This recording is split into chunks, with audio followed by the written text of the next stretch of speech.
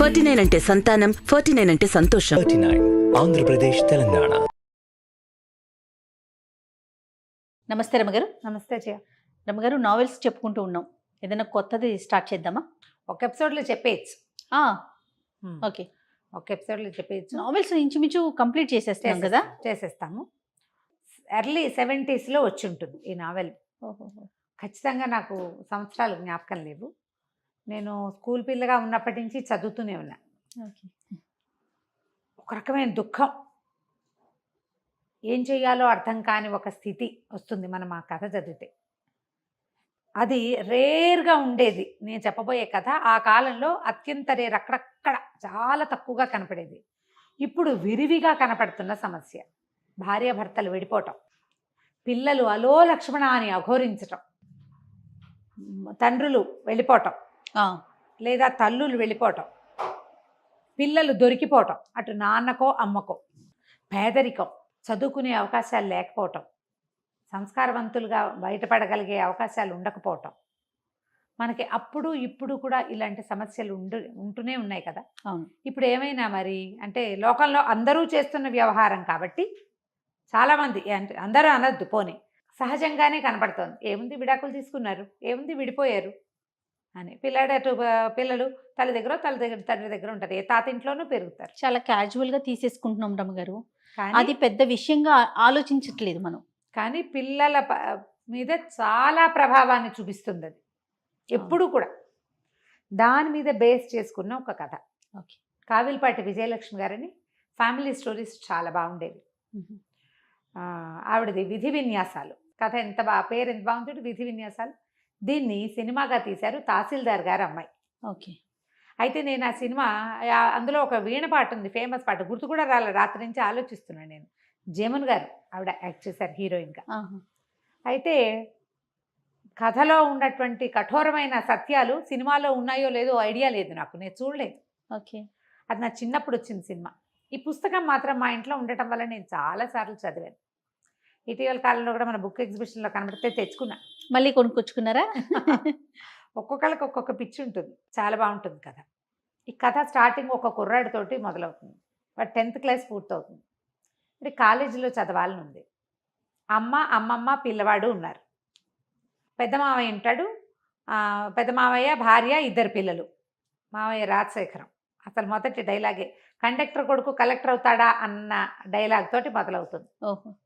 పిల్లవాడిని చదివించాలని అమ్మమ్మ అడుగుతుంది మామయ్యని. పిల్లాన్ని చదివించు, కాస్త కాలేజీ చదివిస్తే వాడు పొట్టవాడు పోసుకుంటాడు, వాళ్ళ అమ్మని వాడు చూసుకుంటాడు. అంటే ఆ కండక్టర్ కొడుకు కలెక్టర్ అవుతాడా, ఏముంది, ఏ కొట్లో పద్దులు రాసిన 60-70 ఇస్తారు, వాడికి వాళ్ళ అమ్మకి వెళ్ళిపోతుంది. లేత పిల్లాడు, ఒక 16 ఏళ్ల స్ఫురద్రూపి అయిన ఒక కుర్రాడు. అయితే తల్లి అమ్మమ్మ ఏమంటారంటే, చిన్న మామయ్య దగ్గరికి వెళ్ళు, చిన్న మామయ్య దగ్గర, కానీ చిన్న మామయ్య దగ్గరికి ఇంకో ఊరు పంపిస్తారు. పంపిస్తే చిన్న మామయ్య గోపాలరావు, పెద్ద మామయ్య రాజశేఖరం, రెండో మామయ్య గోపాలరావు ఇంకేదో ఊరిలో ఉంటాడు. అది కాస్త అటు ఇటుగా వైజాగ్ ఏమో అనిపిస్తుంది, పెద్దగా ఊరి పేర్లు కనపడవు కథలో. ఓకే. అక్కడికి వెళ్తాడు. వాళ్ళ ఇంట్లో కూడా ఓ పిల్లాడు ఉంటారు. పెద్ద మామయ్యకి ఓ పిల్లాడు, చిన్న మామయ్య కూడా ఒక పిల్లవాడు. అయితే ఆయన ఏమన్నాడు, సరే కనుక్కుంటాడు, ఏమిటి సంగతి సందర్భం కనుక్కొని, అరే నాకు జీతం తక్కువేరా, నీకు భోజనము వసతి నేను ఇస్తాను, నా దగ్గర ఉండు, ఫీజులు పెద్ద మామయ్య కడతాడేమో కనుక్కో. అప్పుడు ఈ పిల్లాడు, మా నాన్న ఎక్కడుంటాడు అని అడుగుతాడు. తండ్రి లేడు వీళ్ళతో. అడిగితే ఈయన తను ఏమన్నాడంటే, అక్కడెక్కడో ఫలానా చోట ఉంటాడు, ఎప్పుడో అడ్రస్ ఇచ్చాడని అడ్రస్ తీసి చేతిలో పెడతాడు. ఈ పిల్లాడు ఊరు వెళ్తానని చెప్పి ఇంటికి వెళ్ళకుండా ఆ తండ్రి ఉన్న ఊరికి వెళ్తాడు. ఇవేవో ట్రైన్ ప్రయాణం చేసి వెళ్ళవలసిన ఊళ్ళుగానే కనపడతాయి. అక్కడికి వెళ్ళేసరికల్లా ఇతను ఒక మామూలుగా చదువుడు, వాళ్ళ అమ్మ ఎట్లా ఉంది, దైన్యంగా, అమ్మ ఇంట్లో కింద ఇల్లు వాడుకుంటారు, పొలం డబ్బులు ఇంటెద్ద ఏదో కొద్దిగా వస్తే బిక్కుబిక్కుమంటూ కాలక్షేపం చేసే దౌర్భాగ్యపు స్థితిలో ఉన్నారు వీళ్ళు. పిల్లాడికి పండగకి బట్టలు లేవు, చెప్పులు లేవు, సైకిల్ లేదు, సాగుబాటు లేదు, ఏ సాగుబాటు లేదు. తన తండ్రిని కూడా అలా ఊహిస్తాడు. కానీ ఆయన స్ఫురద్రూపి, ఎత్తైన పచ్చటి గంభీరమైన ఆకారం, చాలా అందమైన వాడు అతను, ఆ పిల్లాడి తండ్రి. పిల్లాడు అందగాడనే చెప్తారు మనకి మొదటి నుంచి. సరే వచ్చేసరికి ఒక 3-4 ఫ్రెండ్స్తో ఉంటాడు ఆయన. ప్రసాదరావు గారిని కలవడానికి వచ్చానని చెప్తాడు. ఏమిటంటే కాలేజీ ఫీజు కోసం వచ్చాడంటారు, అదంటారు, ఇదని మాట్లాడతారు ఫ్రెండ్స్. వాళ్ళందరూ వెళ్ళిపోయాక ఆయన మీరు నన్ను ఫీజులు కట్టి చదివిస్తారేమోనని అడగటానికి వచ్చానంటాడు. ఆయనవి అందరికీ అన్నేసి ఫీజులు ఎలా కట్టేస్తాం అని ఒక 5 రూపాయలు 10 రూపాయలు ఇస్తాడు, ఇది తీసుకుని వెళ్ళమని. ఆయనకి తెలియదు. మీ అబ్బాయి అయితే ఇలాగే ఇస్తారా అంటాడు. అలా ఎందుకు ఇస్తాను, ఇంతకీ నువ్వు ఎవరి అబ్బాయి అంటే నేను కండక్టర్ ప్రసాదరావు గారి అబ్బాయిని అని చెప్తాడు. చెప్పేసి ఆయన నిర్ఘాంతపోతాడు. బాగా పరిశీలనగా చూస్తే తన పోలికలు భార్య పోలికలు కనపడుతుంటాయి పిల్లాడిలో. నిన్నెవరు పంపించారని అడుగుతాడు. మావయ్యే పంపించాడని చెప్తాడు. ఇక ఆ కొడుకుని దగ్గరకు తీసుకుంటాడు. ఆ పిల్లాడిని ఆయన 4 నెలల వయసులో వదిలిపెట్టి వచ్చాడు. సంటి పిల్లాడు అప్పుడు 4 లేదా 8 నెలలు అంతే వయసు. తర్వాత వాడికి 5 ఏళ్ళప్పుడు తల్లి వాడు ఇద్దరు అన్నవరం బస్సులో ఈయన కనపడ్డారు. అప్పుడు ఈయన కండక్టర్గా ఉన్నాడు ఆ బస్సులో. పిల్లాడు 5 ఏళ్ళప్పుడు. తాతగారు బాగున్నారా అని అడిగితే చచ్చిపోయారని చెప్తాడు పిల్లాడు. పిల్లోడితోనే పిల్లవాడు భార్య పిల్లాడు కనిపిస్తారు. పిల్లాడిని ఒళ్ళో కూర్చోబెట్టుకుంటాడు. అడుగుతాడు, బిస్కెట్ ప్యాకెట్ కొని పెడతాడు. తాతగారు బాగున్నారా, ఇంట్లో అందరు బాగున్నారంటే తాతగారు చచ్చిపోయారు, చాలా రోజులైంది, ఇంట్లో అందరు చచ్చిపోలేదనే అందరు బాగానే ఉన్నారని చెప్తాడు. మా బావగారు పోయారని తెలుసుకుంటాడు ఆయన. అంతకుమించి వాళ్ళ గురించి అతనికి ఏం తెలియదు. అక్కడి నుంచి ఇతను ఏం చేస్తాడు, సరే ఆయన పిల్లాడిని అట్ట పెట్టుకుని అన్నం తినిపించి తన మంచం మీద తన పక్కనే పడుకోబెట్టుకుని ఫీజులు కడతాను, నువ్వు మా మావయ్యకి ఉత్తరం రాసిస్తాను, నేను ఫీజులు కడుతున్నానని ఎవరికీ చెప్పద్దు అని చెప్తాడు. సరే ఉత్తరం పుచ్చుకొని డబ్బులు ఇస్తారు. ఇంత అక్కర్లేదంటాడు. కాదు పుస్తకాలకి వాటికి కావాలని ఆ రోజుల్లో 300 100 నోట్లు చూసి ఆశ్చర్యపోతాడు పిల్లాడు. అక్కడి నుంచి మావయ్య గారింటికి వెళ్తాడు. వెళ్తే ఏమిట్రా ఒప్పుకున్నాడు, ఏమిట్రా మావయ్య అంటే డబ్బులు తీసి చేతిలో పెడతాడు. తండ్రి రాసిన ఉత్తరం ఇస్తే ఆశ్చర్యపోతాడు. ఊరిని భలేవాడివిరా నువ్వు, చూసిరమ్మంటే కాల్చి వచ్చావని ఉత్తరం చదువుకుంటాడు. సరే ఇక్కడే ఉండు, డబ్బులు ఫీజులు కడదామని మంచి కాలేజీలో చేర్పిస్తారు. ఏ కాలేజీయో మనకు చెప్పరు, కాలేజీ వ్యవహారాలు ఏముండవు. కాలేజీకే ఉత్తరం రాస్తుంటాడు తండ్రి కొడుకు ఉత్తర ప్రత్యుత్తరాలు నడుస్తాయి. మళ్ళీ ఇంకోసారి తండ్రి దగ్గరికి వెళ్తే ఆయన బట్టలు కుట్టిస్తాడు కొడుక్కి. సరదాగా ఉంటుంది. 16-17 ఏళ్ళ పిల్లాడు పచ్చగా పొడుగ్గా ముచ్చటగా ఉంటాడు. వీడికి మంచి మంచి బట్టలు వేసుకుని చూసుకోవాలని ఉంటుంది తండ్రికి. వీడి ఫీజులు ఎవరు కడుతున్నారు, చిదంబర రహస్యం, ఎవరికీ తెలియదు. మావయ్యకి తెలుసు కదా, ఈ మావయ్య కట్టాడు అనుకుంటారు. అయితే వీడు చెప్తాడు, ఎవరికి చెప్పద్దన్నారు మా నాన్న అని. ఉత్తరంలో కూడా అదే ఉంటుంది. అత్తయ్యకి చెప్తాను, ఆమె దగ్గర నుంచి రహస్యం బయటకు వెళ్ళదని, మళ్ళీ గొడవలు వస్తాయి మాకు అని భార్యకి మాత్రం చెప్తాడు. ఆవిడ ఎవ్వరికీ చెప్పదు. ఈ అన్నదమ్ముల మధ్య కూడా అంత విరివైన రాకపోకలు ఉండవు. కథ దాదాపుగా ఒక 6-7 సంవత్సరాల పాటు నడుస్తుందన్నమాట. మధ్యలో పాత కథ రివైవ్ అయ్యి కనపడుతుంది. సరే పిల్లాడు చదువుకోవటం మొదలు పెడతాడు. ఇంటర్మీడియట్ అయిపోతుంది, డిగ్రీలో చేరుస్తాడు. పెద్ద మావయ్యకి ఆశ్చర్యంగా ఉంటుంది. పిల్లాడికి కాన్ఫిడెన్స్, అంతకుముందు భయంగా బిక్కుమని పేదరికము, తండ్రి లేకపోవటం వల్ల చుట్టుపక్కల వాళ్ళంతా మీ నాన్న వెళ్ళిపోయాడు, మీ అమ్మని వదిలేశాడు లాంటివి విని పిల్లలు చాలా బేలగా ఉంటారు. ఎప్పుడైతే ఈ తండ్రి దగ్గరికి వెళ్ళటము, ఆయన డబ్బు ఇవ్వటము, ఆయన బాగా చూసుకోవటము, ఆయన చాలా మంచివాడని అతనికి తెలియటం, దాంతో ఒక కాన్ఫిడెన్స్ వచ్చేస్తుంది పిల్లాడికి. కాన్ఫిడెన్స్ పెద్ద సౌందర్యం, అన్నిటికంటే పెద్దది. అయితే ఈ పెద్ద మావయ్యకి ఆశ్చర్యంగానే ఉంటుంది. ఇంత డబ్బు గోపి ఎక్కడ ఎలా కడుతున్నాడు తమ్ముడు అర్థం కాదు. మెల్లిగా డెవలప్ అవుతాయి. వీళ్ళింట్లో ఓ పిల్లవాడు ఉన్నారు కదా, పద్మజ, గోపాలరావు కూతురు పేరు పద్మజ, పిల్లాడు ఒక సీను. రాజశేఖరానికేమో ఓ జయ, చంద్రం, 2 పిల్లలు. ఆ జయ చాలా అందంగా ఉంటుంది. ఈ పద్మజ కొంచెం సామాన్యంగా మేనత్త పోలికగా ఉంటుంది. దీనికి పూర్వగాథ ఏం చెప్తారంటే, తహసీల్దార్ గారు వెంకటరామయ్య గారు ఏదో ఆయన పేరు, ఆయనకి ఒక కూతురు 2 కొడుకులు. ఆ కూతురు పేరు మధుమతి. వాళ్ళ పక్కింట్లో ఒక ముసలి మామగారు ఒక కుర్రాడు అద్దెకుంటారు. పిల్లాడు ఏదో డిగ్రీ చదువుకున్నాడు, ఉద్యోగం వేయించమని తహసీల్దార్ గారిని అడుగుతుంది ఆవిడ. వీళ్ళింటికి కొంచెం రాకపోకలు ఉంటాయి. ఆ కుర్రాడు ఆ మధుమతి కొంత ప్రేమలో పడతారు. అబ్బాయి చాలా అందమైన వాడు, ఈ అమ్మాయి కూడా బాగుంటుంది, కానీ అతను ఎక్కువ అందగాడు. ప్రేమలో పడతారు. ఒక 2 సంవత్సరాలు గడిచేసరికి అలా 1 సంవత్సరం గడిచింది, ఉద్యోగం స్థిరపడింది అబ్బాయికి. పిల్లకి ఇతని మీద మనసు ఉందని తెలుసుకుని తండ్రి వాళ్ళిద్దరికీ పెళ్లి చేయాలనుకుంటారు. ఆ ముసలి మామగారు కాస్త చనిపోతే కుర్రాన్ని తెచ్చి తమ ఇంట్లోనే పెట్టుకుంటారు. చక్కగా పెళ్లి చేస్తారు. పెళ్లి చేసి తమ ఇంట్లోనే ఇల్లరికం ఉంచుకుంటారు. ఆ అబ్బాయి ఎంతసేపు బయటికి వెళ్ళిపోదా ఉంటాడు. ఆ అబ్బాయే ఈ ప్రసాదరావు, ఈ పిల్లవాడి తండ్రి. ఆ మధుమతి ఆ పిల్లాడి వాసు తల్లి. మన కుర్రాడి హీరో ఉన్నాడు కదా, వాసు అతని పేరు. అయితే వీళ్ళిద్దరూ కలిసి ఉంటారు. 5 సంవత్సరాలకు కానీ పిల్లలు కలగరు. 5 ఏళ్లకి ఈవిడ ప్రెగ్నెంట్ అయ్యింది. క్రమంగా ఏమైందంటే ఆ రోజుల్లో ఏదో ఒక సంఘటన జరుగుతుంది. అదేంటంటే ఆయన ఏదో ఒక ఉద్యోగం జోగయ్యో ఎవడో ఆఫీస్లో ఉన్నటువంటి ఒక ప్యూన్ తాలూకు ఉద్యోగం తీసేసే ఒక ఇది జరుగుతుంది. జరిగితే ఆ జోగయ్యకి ఈ ప్రసాద్కి స్నేహం ఉంటుంది బాగా. ఇతను ఆ కాగితం నేను పెట్టనంటాడు. ఆయన తహసీల్దారు, ఇతను యూడీసీ, ఒక హెక్లార్కో ఏదో అవుతాడు ఇతను. ఆయన ఎంత బాగానో చూసుకుంటారు అల్లుడిని. మంచి మంచి బట్టలు కుట్టిస్తారు, ఎంత బాగుంది, ఓసారి ఎట్రా ఇట్రా అని బట్టలు చొక్కా సరిపోయింది లేదో చూస్తారు. పిల్లతో కలిసి సినిమాలకు తిప్పుతారు. నువ్వే మా ఇంటికి పెద్ద కొడుకు అంటారు. ఈ పిల్ల అంటే పంచప్రాణాలు ఆయనకి. ఎందుకంటే 4 పిల్లలు పోయాక అమ్మాయి పుట్టింది. అమ్మాయి తర్వాత 2 తమ్ముళ్ళు బతికారు. దాంతో అమ్మాయి లక్ష్మిగా భావిస్తారు ఆ మధుమతిని. దాంతో పిల్లని బయటికి పంపడం ఇష్టం ఉండదు. ఇబ్బాయి కూడా ఎవరు లేరు కదా, మా అవ్వగారు చనిపోయింది కదా. చచ్చిపోయిన ఆవిడకి ఇంకా ఎవరున్నారు, అతనికి ఎవ్వరు అన్నదమ్ములు లేరు, అక్క చెల్లెలు లేరు, అమ్మ నాన్న లేరు. అందుకని పిల్లాన్ని అట్ట పెట్టుకుంటారు ఇంట్లో.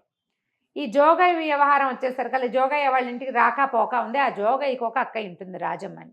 ఆ అమ్మాయి కొంచెం తిరిగిపోతుంది.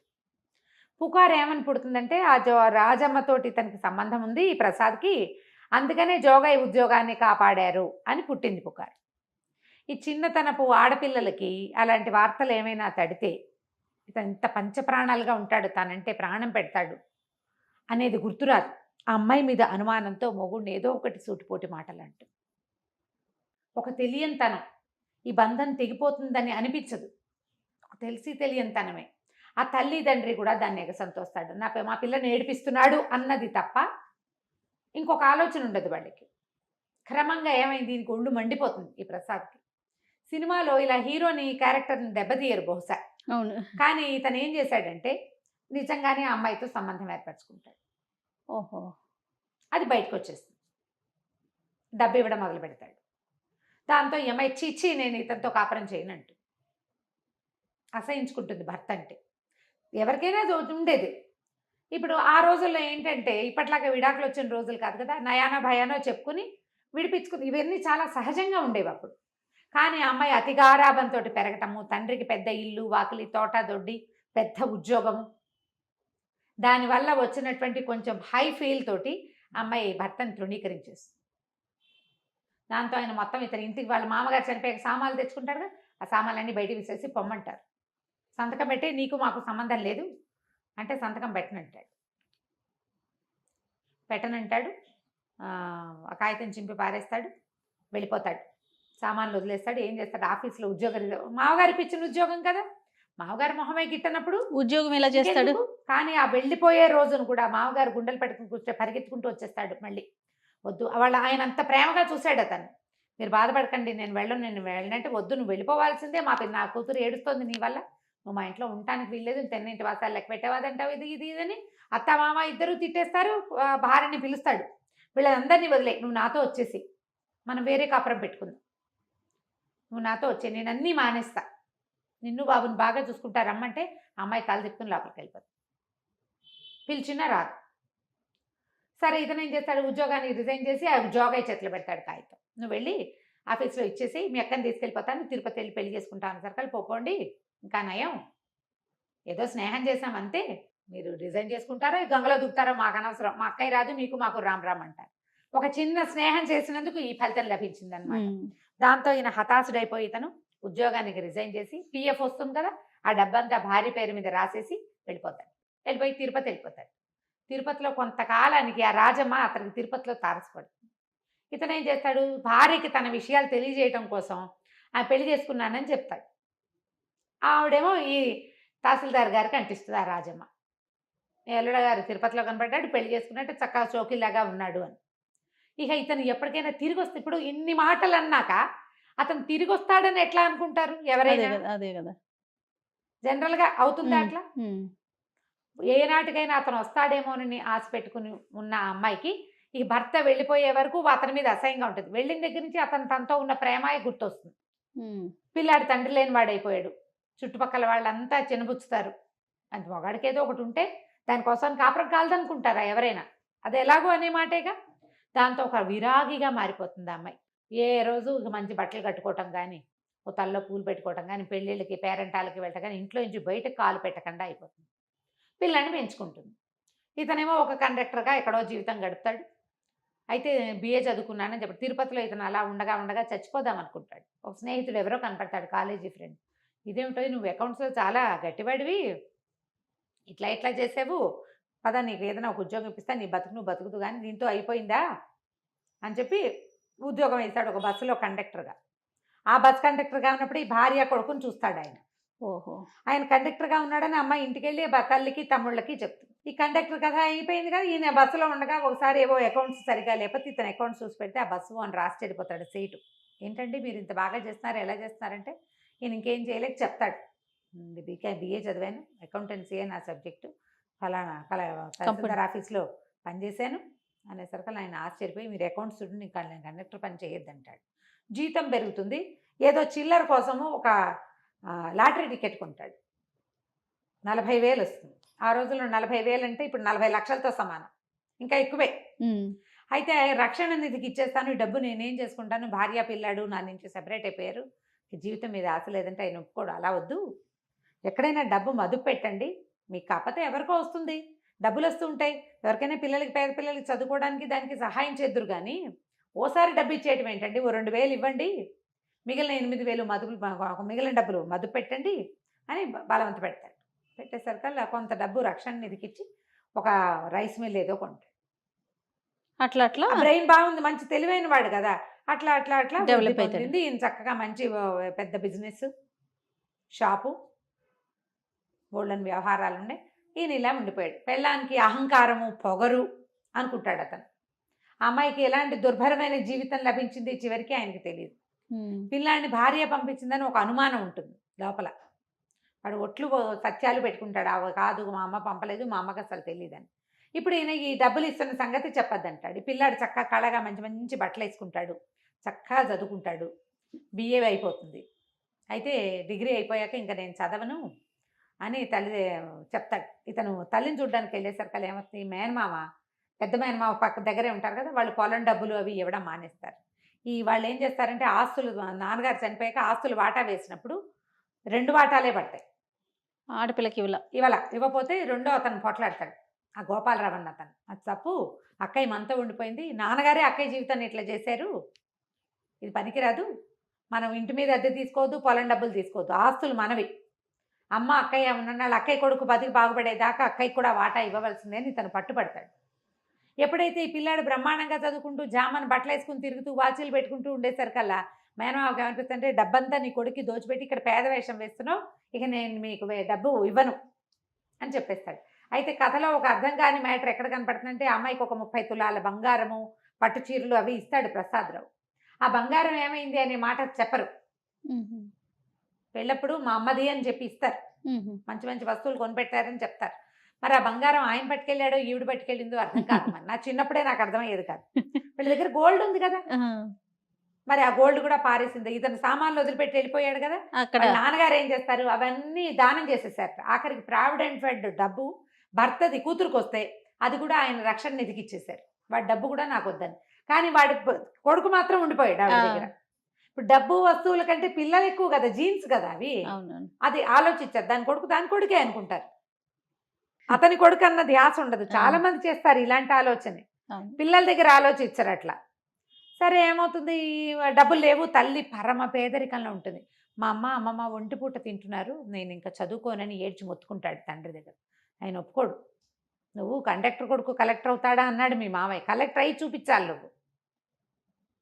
నువ్వు సెటిల్ అవ్వడం కావాలి, నువ్వు కలెక్టర్ అయ్యి భార్య పిల్లలతోటి బాగుంటే చూడాలనుంది నాకు, నువ్వు చేయడానికి వీల్లేదంటే మా అమ్మ ఇట్లాంటి పరిస్థితుల్లో ఉంటే నేను ఇలా మీరు కుట్టించిన ఉలెన్ సూట్లు అవి వేసుకుని వాచీలు ఉంగరాలు పెట్టుకుని స్కూటర్ కొని పెడతానంటాడు. ఎంఏకి యూనివర్సిటీ దూరం కాబట్టి స్కూటర్ కొంటాను, స్కూటర్ నేర్పిస్తాడు మనిషి వచ్చంటే. ఒప్పుకోడు వీడు పిల్లవాడు. ఒప్పుకోకపోతే ఆయన గట్టిగా బతిమలాడి సరే మీ అమ్మకి నేను ఏర్పాటు చేస్తానని ఓ 10 చీరలు వీడికి బట్టలు కొని వాసుకి, భార్యకు కూడా బోళ్ళని చీరలు నా జాకెట్లు అన్నీ కొనిచ్చేసి నువ్వు పట్టుకెళ్ళు, మీ మామయ్యకి నేను ఉత్తరం రాస్తానని చెప్తాడు. వీరు తండ్రి దగ్గర నుంచి ఇంటికి వెళ్ళేసరికల్లా తల్లి వస్తుందన్న కబురుతో సిద్ధంగా ఉంటుంది. అయితే ఈ గోపాలరావు ఏం చెప్తా అంటే, మీ నాన్న నువ్వు ఉంటున్నావు కాబట్టి నాకు డబ్బు ఇస్తూనే ఉన్నాడు, మీ అమ్మని తెచ్చి నా దగ్గర పెట్టుకోమని చెప్తున్నాడు, నేను తీసుకొస్తానులే అని చెప్పి వాళ్ళ అన్నదమ్ములు ఇద్దరు మాట్లాడుకుని ఇక అక్కయ్యని నా దగ్గర ఉంచుకుంటా, తన కొడుకు చదువుకున్నాక వాళ్ళిద్దరు వాళ్ళ దారిని వాళ్ళు వెళ్తారు, అమ్మని నువ్వు అట్టి పెట్టేసుకో, పొలం డబ్బు ఇంటి మీద వచ్చే అద్దె సగం తీసేసుకుందాం అని చెప్పేసి అక్కయ్య నువ్వు నా దగ్గర ఉండు, నీ కొడుకు చదువు పూర్తయ్యేదాకా అని వాళ్ళ అక్కని పిలుచుకుంటాడు. ఏరా అమ్మని నువ్వు అన్నయ్య పంచుకున్నారని బాధపడుతుంది, కానీ మెల్లిగా వీళ్ళ ఇంట్లో ఎక్కష్టం అయిపోతుంది. ఈ కథలో ఒక అంతర్వాహినిగా మనకేం కనపడుతుందంటే ఈ గోపాలరావు కూతురు పద్మజ ఆ పిల్ల ఈ వాసుకి అట్రాక్ట్ అవుతూ ఉంటుంది. కానీ ఇతనికి అలాంటి భావాలు ఉండవు. వీరికి జయ చాలా అందంగా తెని అనిపిస్తుంది, కానీ అది అక్కడే ఉండదు. ఆ అమ్మాయి దానికి వేరే ఫ్రెండ్స్ ఉంటూ ఉంటారు. కథ స్లోగా నడుస్తుంది, చక్కటి సంభాషణ. పుస్తకం దొరికితే మొదలు పెట్టామంటే చివరి దాకా వదలలేం మనం. చకచకా నడిచి వెళ్ళిపోతుంది. నేను ఇంకా స్పీడ్గా కూడా చెప్పేస్తున్నాను. సరే, ఎంఏ పూర్తవుతుంది అబ్బాయికి. ఐఏఎస్ సెలెక్షన్ కూడా అయిపోతుంది. ఐఏఎస్ సెలెక్షన్ అవుతుంది. అయిన తర్వాత అప్పుడు పెళ్లి చేసుకోమంటాడు తను. పెళ్లి చేసుకోమంటే నేను పెళ్లి చేసుకోను, మా అమ్మ నాన్న కలిసి ఉండాలని నా కోరిక. అంటే పిచ్చ కింద నీకు, మా జీవితాలు ఎప్పుడో ముక్కలైపోయినాయి, మనసులు ముక్కలైపోయినాయి మావి, మేము కలవం అంటే కాదు, మా అమ్మ ఒప్పుకుంటే మీరు కలిసి ఉంటారా అంటాడు. ఆయన ముందు మీ అమ్మని అడుగు, అప్పుడు చూద్దామండి అనేసరికల్లా సరే ఈ సెలక్షన్స్ అవి ఇతను ట్రైనింగ్కి వెళ్ళే ముందు తల్లిని ఓ రోజు పిలిచి అడుగుతాడు, అమ్మ నాన్నగారు ఎక్కడున్నా ఒకవేళ ఆయన వచ్చి నేను తీసుకెళ్తానంటే ఆయనతో పాటు ఉంటావా నువ్వు అని. ఆవిడ, నాకు అంత అదృష్టం ఉందా, నా తెలివి తక్కువతనం, మా తండ్రికి ఉన్న డబ్బు గల వాళ్ళ పిల్ల కాబట్టి ఆవిడ హాయిగా ఉందనుకుంటాడు ఆయన. కానీ తండ్రి చనిపోగానే, తండ్రి ఉద్యోగం పోగానే వాళ్ళకున్న ఆస్తి 3 ముక్కలు అయిపోదు. అంతేగా, పదవిలో ఉన్నప్పుడు పదవిలో లేనప్పుడు అసలు మనిషే లేనప్పుడు తేడా ఉండదు. అవును, అతనికి ఆ సంగతి ఆలోచనకి రాదు, తెలీదు అతనికి. డబ్బులున్న వాళ్ళ పిల్ల, ఆ పిల్లకి డబ్బు వల్ల అహంకారం అనుకుంటాడు. కానీ ఆ ఏజ్కి ఇట్లా పరస్త్రీలతో సంబంధం ఉంది భర్త కంటే, దాన్ని ఓర్చుకోలేరనే విషయం ఈయనకు అర్థం కాదు. ఒక చిన్న మేలిగో మొండితనం అతనికి. పెద్దింట్లో పుట్టడం వల్ల నేను అనే ఫీలింగ్ ఆవిడకి. ఇంతే, సరేనంటు అనేసరికి సరే ఏమనుకుంటారు, ఈ పెళ్లి సంబంధాలు జయనిచ్చి చేస్తామని ఉత్తరం రాస్తారు. వీడికి ఐఏఎస్ సెలక్షన్ వచ్చింది కాబట్టి వాళ్ళని చేసుకోవటం ఏంటమ్మా, ఈ జయ ఎవరో జగపతి అని కుర్రాడితో తిరుగుతుంది అంటే, ఆ జగపతి ఎవరో దొరలు కొడుతూ పిల్లని తెచ్చుకున్నాడు, అది కాదు నేను చేసుకోనని రాసేసేయమంటాడు. ఈ పద్మజకి ఎన్ని సంబంధాలో చూస్తారు, వచ్చిన ప్రతి సంబంధము తిరగొట్టేస్తుంది ఈ పిల్ల. అయితే చెప్తుంది, నేను బాధ్యతలు బరువుతోటి ఉన్నాను, నువ్వెందుకు చేసుకోలేదంటే, నాకేవో బాధ్యతలు బరువులు భయాలు ఉన్నాయి నాకంటాడు. ఈ అమ్మాయి చెప్తే, బాధ్యతలు భయాలు పోయిన తర్వాత నేను ఎవరిని ప్రేమించానో వాడికి చెప్తానంటే వీడికి అర్థమవుతుంది ఈ అమ్మాయి తను ఏం చేస్తుంది అని. అలా ఇంటి ఉద్దేశాలు పెట్టుకోవద్దు, నేను నీ మీద కన్నేసి మీ ఇంట్లో చేరాను అనుకుంటారు, నేను ఎప్పుడు నీతో తప్పుగా ప్రవర్తించలేదు, నాకు అలాంటి ఉద్దేశం కూడా లేదంటాడు. ఏడ్చుకుంటూ వెళ్ళిపోతుంది. ఆ పిల్ల మాత్రం తల్లిదండ్రికి చెప్పదు. వాళ్ళు ఏమనుకుంటారు, పోనీ వీడిని అడుగుదామా అనుకుని కూడా అక్కయ్య బయటపడలేదు, నేను ఎందుకు అడగాలనుకుంటారు. ఎవరికి వాళ్ళకి మనసులో ఉంది కానీ ఊరుకుంటారు. ఈ మధుమతికి ఏమని ఉంటుంది, పిల్లాడిని ఇంత చదివించాడు తమ్ముడు, పిల్లనిచ్చే ఉద్దేశంతో చదివించి ఉంటాడు అనుకుంటుంది. కానీ ఆవిడకి లీలగా అనుమానం ఉంటుంది, ఎవరికైనా ఇల్లరికానికి కొడుకు ఒప్పుకున్నాడా, అందుకే వాళ్ళు డబ్బిస్తున్నారా, లేదా ఎవరికైనా దత్తత వస్తానని ఒప్పుకుంటే వాళ్ళు డబ్బిచ్చి చదివిస్తున్నారేమోనని. వాటికి ఒప్పుకోవద్దంటుంది. పక్కింట్లో ఉన్న తహసీల్దార్ గారికి ఒక లావుగా నల్లగా బొద్దుగా ఉన్న పిల్ల ఒకటి ఉంటుంది, వాళ్ళు ఉద్యోగం వేయిస్తామని మనవరాలను చేసుకోమంటారు. ఈ అమ్మాయి చెప్తుంది, తహసీల్దార్ గారు వీళ్ళ పక్కిల్లే, ఈ పక్కింట్లో అద్దెకుంటే కదా నా భర్తకు ఉద్యోగం వేయించి నేను ఇంట్లోకి తీసుకొచ్చుకున్నాను, నా పిల్లాడు ఇల్లరికం వెళ్ళకూడదు. ఈ ఉద్యోగస్తులు ఉద్యోగం వేయించగలిగే వాళ్ళ ఇంటి పిల్లని చేసుకుంటే వాళ్ళ నాన్న బతికే అవుతుంది వాడిది కూడా. ఈ పిల్లాడు ఇంచుమించుగా వాళ్ళ నాన్నకు మళ్ళీనే ఉంటాడు. నాకు గుర్తుండి శోభన్ బాబు గారు ఏమైనా డబల్ యాక్షన్ ఏమోనని అనుకుంటా, గుర్తులేదు నాకు, దానికోసం సెర్చ్ చేసే టైం కూడా లేదు. ఓకే, ఈ పూటే కదా అనుకున్నాం చెప్దామని. అయితే ఏమవుతుంది, సరే ఇతను ఉత్తరం రాస్తాడు, అమ్మ మీతో రావడానికి సిద్ధంగా ఉంది, మామయ్యకి ఉత్తరం రాయండి అని రాస్తే ఆయనేం అర్థం చేసుకుంటాడు, ఓహో చిన్న మామయ్య కూతురుని చేసుకోదలుచుకున్నాడని ఇతనికి ఉత్తరం రాస్తాడు. గోపాలం, మీ అమ్మాయిని చేసుకోవడానికి మా వాడికి ఇష్టమే, మీ పిల్లనిచ్చి మా వాడికి పెళ్లి చేసేయాలి. వాళ్ళు ఏం చేస్తారు, వాసుకి ఓకేటా వాళ్ళ నాన్నతో ఉత్తరం రాయించాడు అని అనుకుని, అక్కయ్య మా అమ్మాయిని చేసుకోవే అని అడుగుతాడు. అదేరా మరి సంబంధాలు చూస్తుంటే, అవును నువ్వు తేల్తామని చూశాను, నువ్వు తేలలేదు, అతనికి ఏంటంటే బాగా డబ్బిస్తున్నాడు అనే విషయం అక్కయ్యకి చెప్పకూడదు. ఓకే, నువ్వు తేలలేదు, అక్కడికి వెళ్ళి ఉత్తరం రాశాడు వాడు అని చెప్తాడు. చెప్పేసరికి ఆవిడ సంతోషిస్తుంది. మేనకోడలు అంటే చాలా ఇష్టం, పిల్ల బుద్ధిమంతురాలు, కానీ అందంగా ఉంది అని చూపించారు, గుండ్రటి మెరిసే కళ్ళు అని మాత్రం చెప్తారు అంతే. ఆ పెద్ద పిల్లే జయ అందంగా ఉందని చెప్తారు కథలో. సరే వీళ్ళు ఏం చేస్తారు, చక్కగానే శుభలేఖలు వేయించేస్తారు, శుభలేఖలు ఒక కట్ట పంపిస్తారు. ఇతనేమనుకుంటాడు, సరే ఆలోచించుకుంటూ పద్మజకి నేనంటే ఇష్టం, పోనీ పద్మజని చేసుకుందామని అనిపిస్తోంది, మామయ్యని అడిగితే ఎలా ఉంటుంది, మామయ్యకి ఉత్తరం రాద్దాం అనుకుంటాడు. పెళ్లి కార్డులు వస్తాయి, ఇతను తెల్లబోతాడు, ఇదేమిటి ఇలా వచ్చినాయి అని. ఆ మామయ్య రాస్తాడు ఉత్తరం, నువ్వు రాయటం ఎందుకు, మీ నాన్నతో రాయించావు ఎందుకు రా, ఇక్కడ ఉండగా నువ్వు చెప్తే నేను కాదంటానా, నీ నోటితో నువ్వు చెప్తే అది కూడా బాగా సంతోషించేది, మీ నాన్నతో రాయించామంటే అప్పుడు అతనికి స్ట్రైక్ అవుతుంది తండ్రి ఏం చేశాడు అని. సరే పెళ్ళి రెడీ అయిపోయింది, పెళ్ళికి అందరూ వచ్చేస్తారు. ఆ పెళ్లి రోజు ముందు రోజు అక్కయ్య గోపాలరావుని అడుగుతున్నమాట మధుమతి గారు, మీ బావ ఎక్కడున్నారో, జాయింట్ కలెక్టర్ వీడు, ఎంతమందో పెద్దవాళ్ళు వస్తారు, తండ్రి లేకుండా తల్లి ఒక్కతే ఇలాగ బోసి మొహంతో కనపడితే బాగుండదురా, ఆయన ఎక్కడున్నారో ఆ పెళ్ళి కాసేపు వచ్చి అక్షింతలు వేసి వెళ్ళమనంటే, ఆయన ఇంకో భార్యా పిల్లలు ఉన్నట్టే, ఆయనకేం భార్యా పిల్లలు లేరులే, వస్తాడులే అని నవ్వుతాడు. వీళ్ళందరికీ నవ్వులాటగా ఉంది, నా బతికిట్ట ముక్కలైపోయింది, ఇంటల్లుడు లేడు, ఇంట్లో పెళ్ళి ఇంటల్లుడు లేడు, పిల్లాడి పెళ్ళి తండ్రి లేడు, వాళ్ళకి ఎవ్వరికీ ఆ లోటు తెలియట్లేదు, నాకు ఒకదానికే తెలుస్తుంది అనుకుంటుంది. తర్వాత ఎన్నిసార్లు అనుకుంటుంది, అతను వెళ్ళిపోయాక ఆవిడ పొరపాటు చేశాను, అతను రారా అని పిలిచేవాడు, వేరే కాపురం పెట్టుకుందామని ఎన్నిసార్లు అడిగాడు, ఆ రోజు కూడా రమ్మన్నాడు, నేను వెళ్ళకపోవటం ఎంత పొరపాటు చేశాను, పిల్లాడికి వాడి భవిష్యత్తు పాడు చేసేసా, నా జీవితము అంధకార బంధనం చేసుకున్నాను, ఇట్లా వాళ్ళ ఇంట్లో పడి వాళ్ళ చీత్కారాలు తింటూ ఉండవలసి వచ్చింది. అన్నదమ్ములకు పెళ్ళిళ్ళు అయ్యేసరికల్లా ముద్దు ముచ్చట మా అక్కయ్య ప్రేమ ఎందుకుంటుంది. సరే మధ్యాహ్నానికి ఒక ఆయన 2 బేటలు సూట్ కేసు తోటి వస్తాడు, 2 సూట్ కేసులు హోల్డాలు అవి పట్టుకుని. ఆ పాతకాల కథలు హోల్డాలు బాగా కథలు కనపడతాయి అన్నమాట. బెడ్డింగ్ లాంటిది, అందులో చాలా సామాన్లు ఉంటాయి, పరుపు కూడా ఉంటుంది, ఎక్కడైనా కావాలంటే పరుచుకుని పడుకునేటట్టుగా. వాటితో వస్తే ఆశ్చర్యపోతారు, ఎవరో చుట్టాలు వచ్చారండి. సరే అక్కడి నుంచి అక్కయ్య బావ వచ్చారు, పైకి వెళ్ళమని చెప్తాడు. ఇప్పుడు వెళ్తే పైకి ఈవిడేం ఊహించుకుంటుంది, అప్పుడెప్పుడో 20 ఏళ్ల క్రితం చూసింది ఒక ఆయన్ని. ఆయన ఎట్లా ఉన్నాడు, కండక్టర్ బక్క చిక్కిపోయి, మొహం అంతా పీక్కుపోయి, జుట్టు ఎర్రగా పీచుకొని, నూనె తైల సంస్కారం లేని జుట్టు, దవడలు లాక్కుపోయిన ఒక బక్క మొహం గుర్తుంది ఆవిడికి. అప్పటికి అతను చాలా నిరాశ దృక్పథంలో ఉన్నాడు కదా. ఇప్పుడు ఆశ్చర్యపోతుంది ఈయన్ని చూసి, ఆయన ఎంత మనిషి, ఆజానుబాహువు, చక్కగా పచ్చగా విశాలంగా నుదురు, బ్రహ్మాండంగా అద్భుతమైన సౌందర్యవంతుడుగా కనపడతాడు. భార్యాభర్త కలుసుకుంటారు. ఆవిడ అడుగుతుంది, నన్ను ఇంకెప్పుడు వదిలిపెట్టి వెళ్ళొద్దు, మీరు ఎక్కడుంటే అక్కడ మీతో సేవ చేసుకుంటూ మీతో పాటు ఉంటాను, నన్ను వదిలిపెట్టకండి, జీవితం అంతా సర్వనాశనం అయిపోయింది అని. ఆ పాత తప్పిదాని గురించి అతను చెప్పడు, ఆవిడ అడగదు, ఎలా ఇలా జరిగింది అనేది తెలియదు.